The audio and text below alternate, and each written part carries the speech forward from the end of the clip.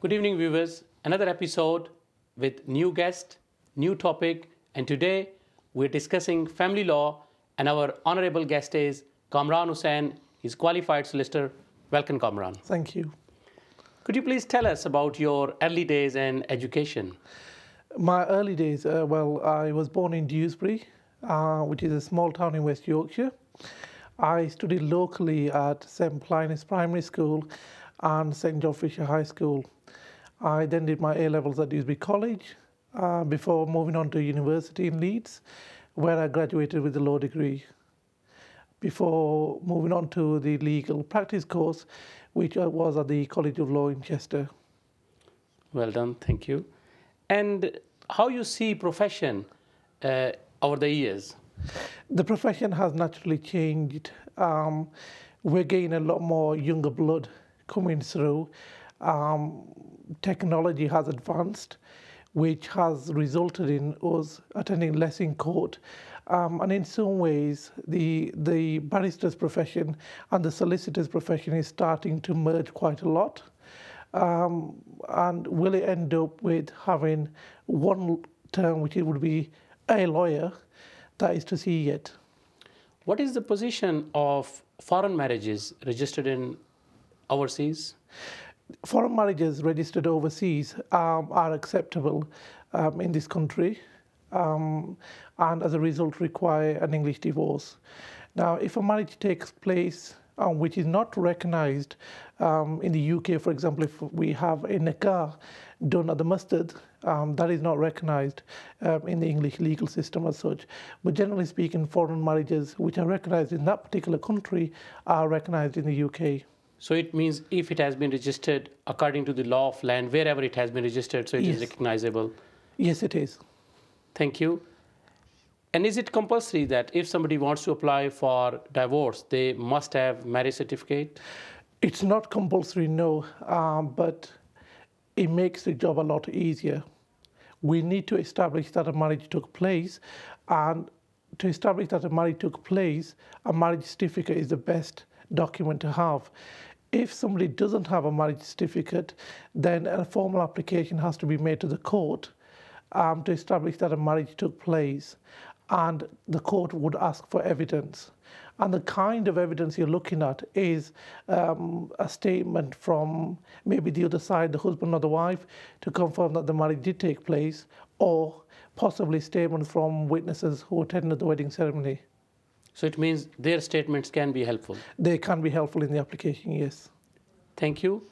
And now we go for further about the court fees, because recently court fees have been changed. Yes, has it affected the family law litigation? To a small extent, yes. With the court fees increasing, that will have a natural impact on people who may not be able to afford it as such, but there are provisions in place to assist those people. And is there any legal aid available for the people who can't afford litigation? Legal aid may well be available for people, but unfortunately, the firm that I work at, we don't do legal aid matters. And I'm probably not the best person to advise on legal aid matters. Okay, thank you. What is the position of the parents if, unfortunately, divorce is happening, about the custody of the children? So what are the considerations for the judge to take up when he or she is deciding about the custody of the children? The first point in any custody matter, in any children matter, is this: the children's best interests are paramount.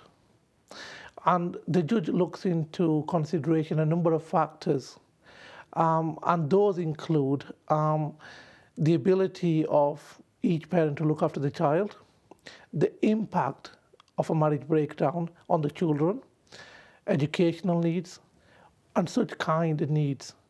And the judge has to collate all that evidence together to make a decision. And there is an organization called CAFCAS who are sometimes asked to prepare a report. And the main thing behind the report is to establish what is in the best interest of the child. For example, who should the children live with on a day-to-day basis?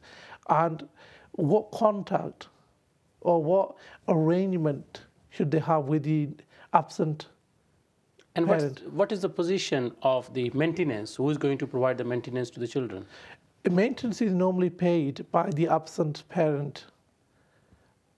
So it will be looked at the court will look at their income, or there will be specific criteria for this? Well, there's two types of maintenance. You've got the first maintenance that the court could decide in a financial proceedings.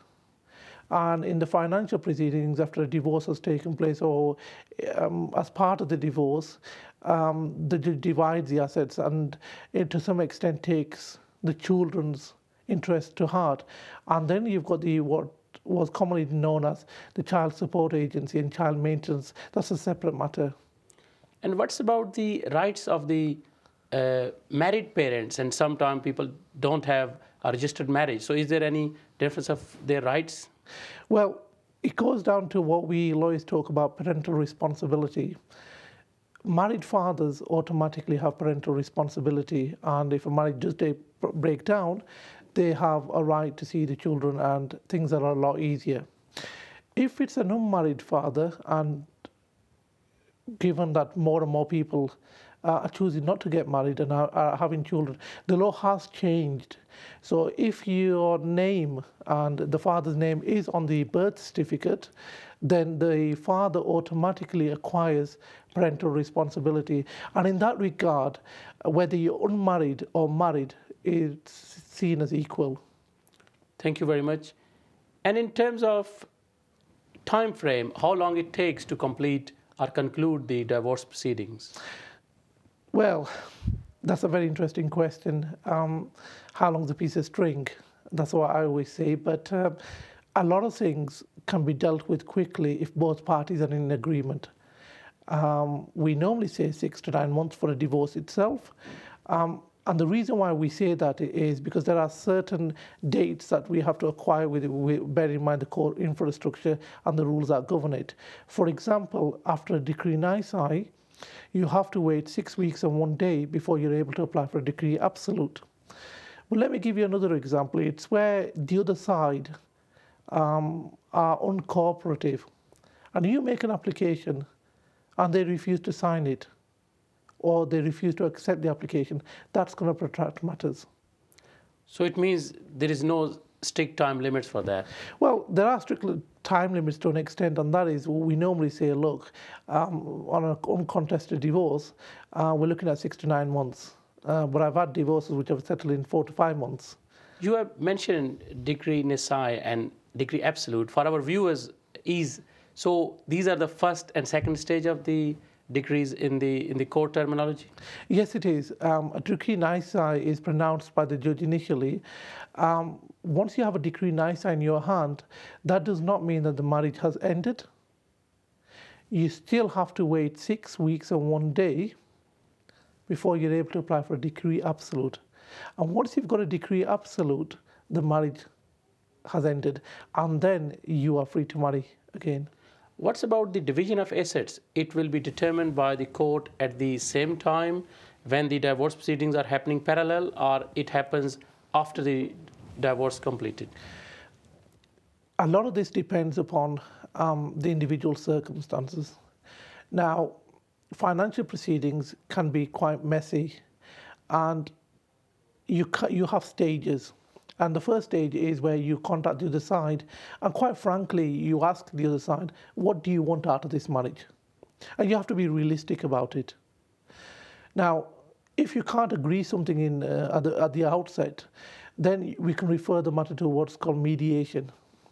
Mediation is a way of dealing with matters without incurring court costs or without troubling the judges about matters.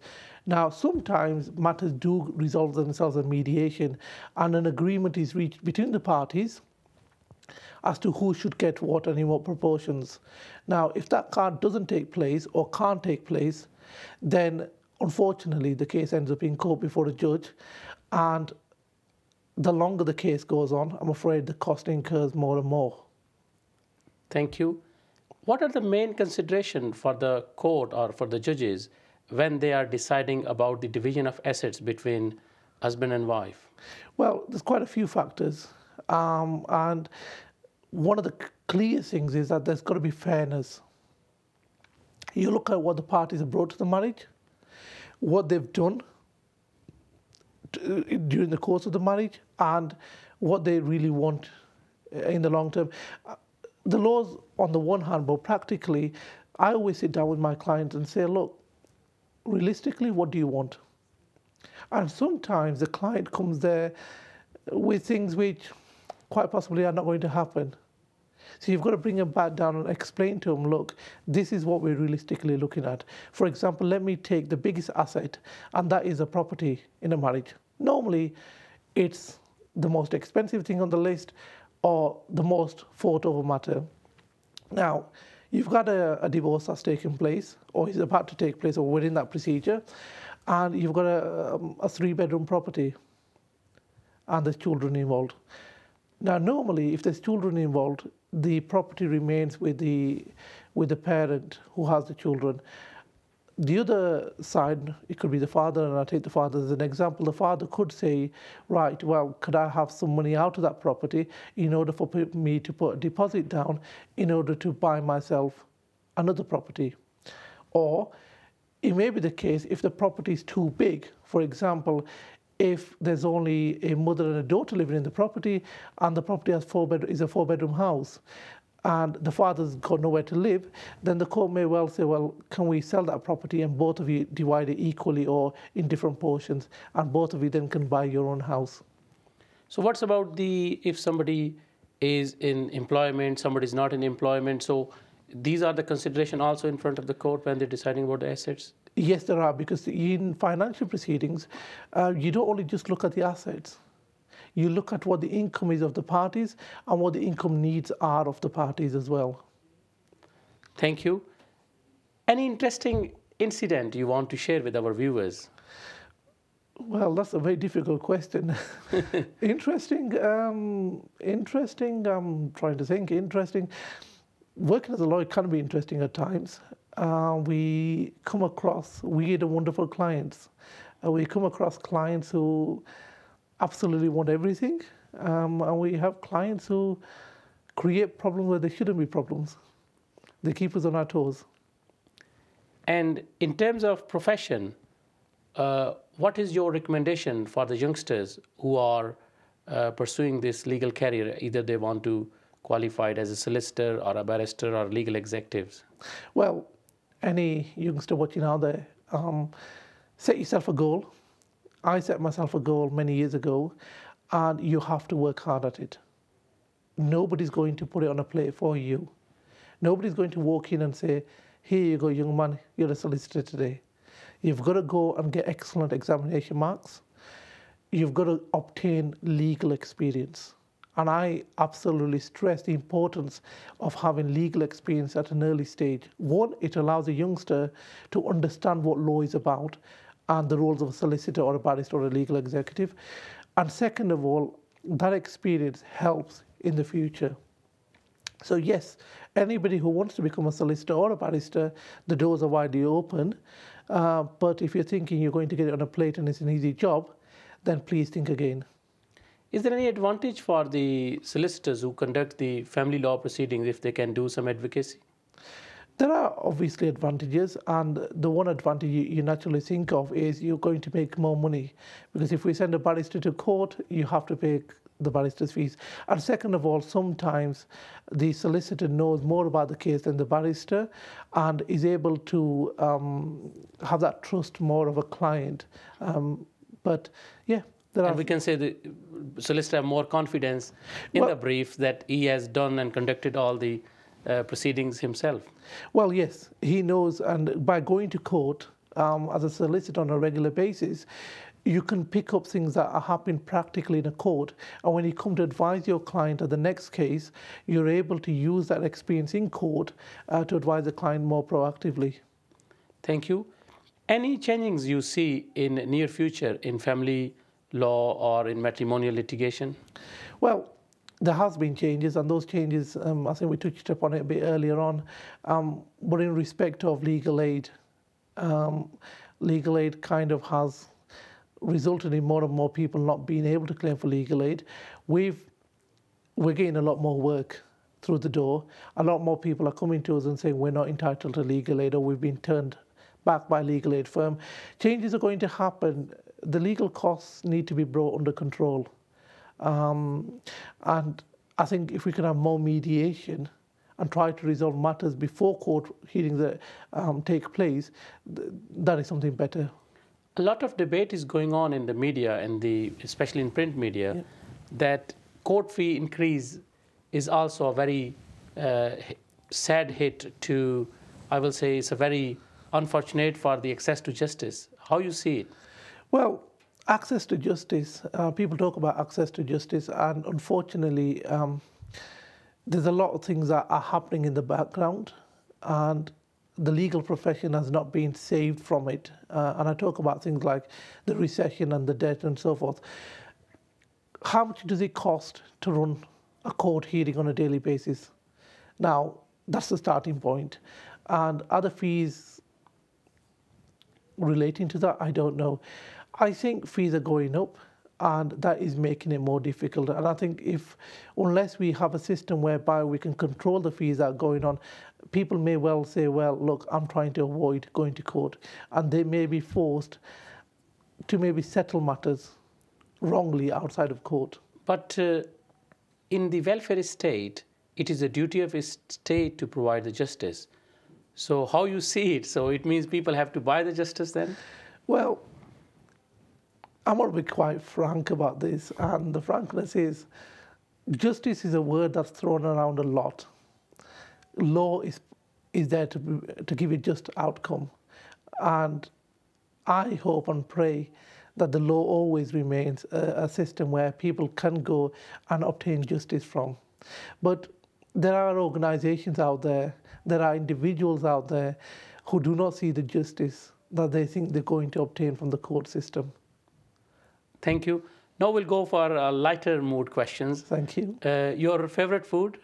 Well, I enjoy food. My wife will tell you I absolutely love food.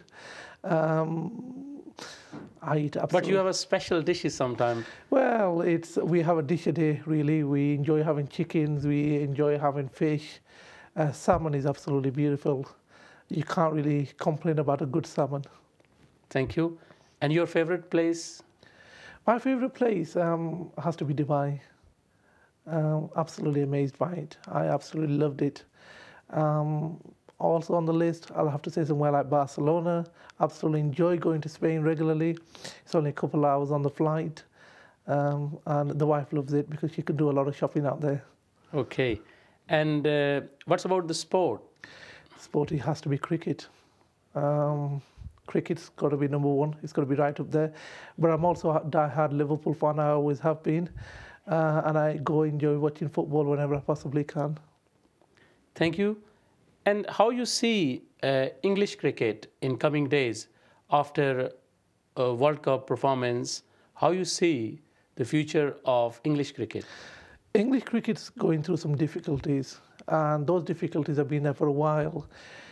It's the real competition, it's the IPL. People are being attracted to the IPL, the glamour, the money. Can English cricket compete on that level? And that's the real question that needs to be answered. And I think at this stage, if you put IPL to one side and you look at the English cricket is struggling and I'm talking about county level, because there's so much going on in the IPL. So, but it means money versus sport. So it means money is winning and sport is losing then. I don't think it means money versus sport. I think it more means whether you're able to attract and create the atmosphere that people want to go. Let me give you an example. We work full time and we have a weekend off, and you know yourself, there's a lot of things to do on a weekend, whether it's weddings or shopping or whatever. Do we have time to go and sit on a full day watching a cricket match? Or would we be better off leaving work early an hour and go and watch a 2020 match? So 2020, of course. Of course. And the bigger hits are more attractive. And any message for our viewers? In respect of? Anything you want to recommend, want to say to our viewers who are watching Sheffield Live TV? Well, first of all, thank you for inviting me to Sheffield. It's a great city. It's a city that I come to quite regularly. the younger viewers, I would always say to them, look, respect your elders. They do a lot. They've done a lot for you. And they create who you are to an extent. And work hard at school, work hard at university or whatever it is. And no goal is impossible. Thank you. In terms of the parents, quite quickly, if I may add, in terms of the parents, I ask them to listen to their children and give them time. Time is important. Thank you. Viewers, I hope you have enjoyed today's episode. And today's guest, Kamran Hussain, came and joined us all the way from Dewsbury. Thank you very much, Kamran Hussain. Thank you very much. Thank you. Thank you. Thank you.